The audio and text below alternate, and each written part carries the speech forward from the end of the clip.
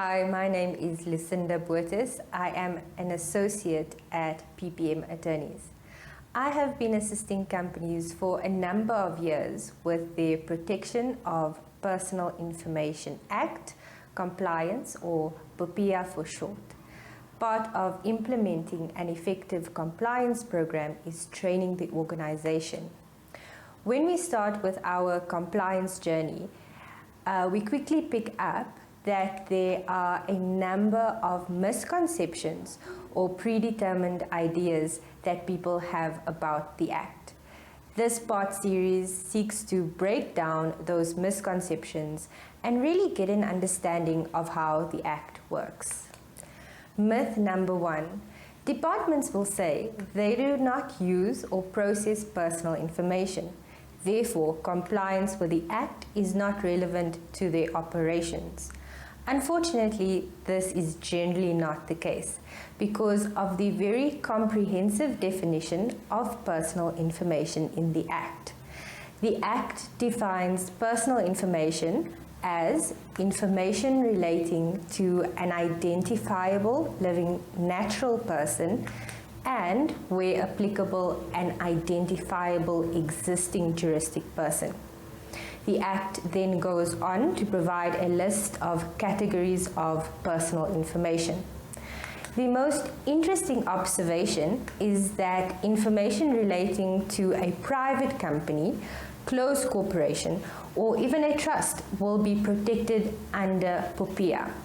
This is a unique feature of the South African data privacy law because most laws in other countries only extend protection to natural persons like you and I.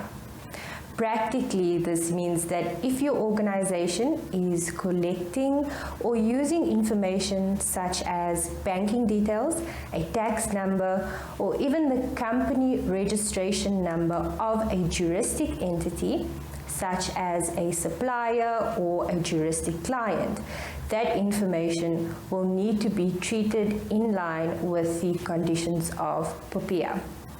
Let's look at some of the interesting categories of personal information.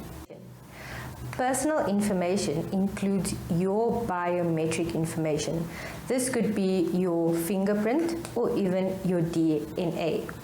It covers any identifying number, which could be your ID number, but could include an employee or student number as well. Any identifying symbol is also included. What is an identifying symbol? This could be a tattoo. If you have a unique tattoo that is capable of identifying you, then that is considered to be personal information. Your personal opinion, views, or preferences is also covered, so the fact that you are a vegetarian or a pescatarian constitutes personal information. The views or opinions of another individual about the person is personal information. This means that your manager's performance review of your work performance is your personal information. Lastly, the name of a person if it appears with other personal information relating to the person, or if the disclosure of the name itself would reveal information about a person. For example, if you have a very common name, such as John Smith, the name in itself will not constitute personal information. However, if you take a name and you combine it with other information such as an address, a place of work, or a telephone number, this is often sufficient to clearly identify one individual. On the other hand, if you have a very unique name and that name can distinguish you from other people, then it may constitute personal information. Remember, the list provided in the Act is not an exhaustive list.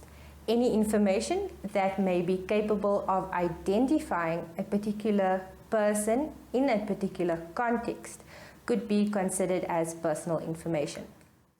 Thank you for watching this video. I hope you will join me next time as we try to demystify POPIA.